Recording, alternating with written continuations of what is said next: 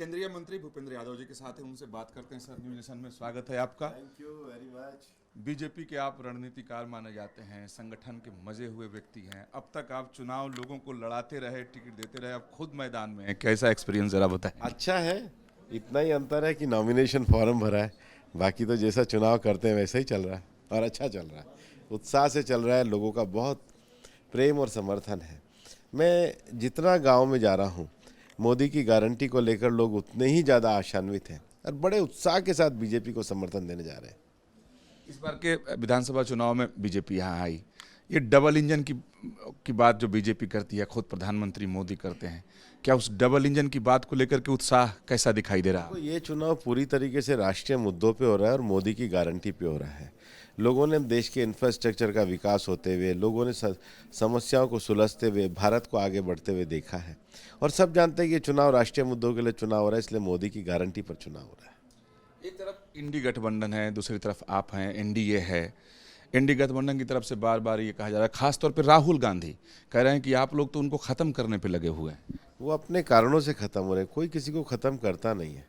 जब उनके पास कोई विषय नहीं है, विकल्प नहीं है, विचार नहीं है, नीति नहीं है और नेतृत्व करने का साहस नहीं है, तो जनता क्या करेगी? जनता तो उन्हीं को देगी जहाँ पे अच्छा विकल्प विद्यमान होगा।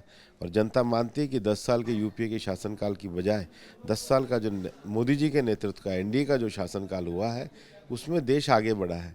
देश 5 डगमगाती अर्थव्यवस्थाओं से निकलकर 5 बड़ी अर्थव्यवस्थाओं में पहुँचा है। तो लोगों को ये विकास अच्छा लग रहा है और ये विकास ही मोदी की गारंटी है। जी, राजस्थान बहुत बड़ा सूबा है, और जो अलवर है इसकी परिस्थिति थोड़ी और जगहों से भिन्न है।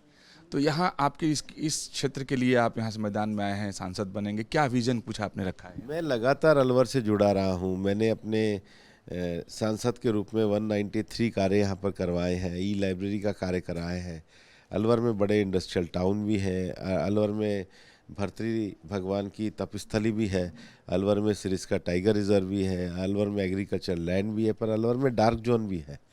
तो ये बहुत अपनी प्राकृतिक विशेषताओं को लेकर के बसने वाला क्षेत्र है।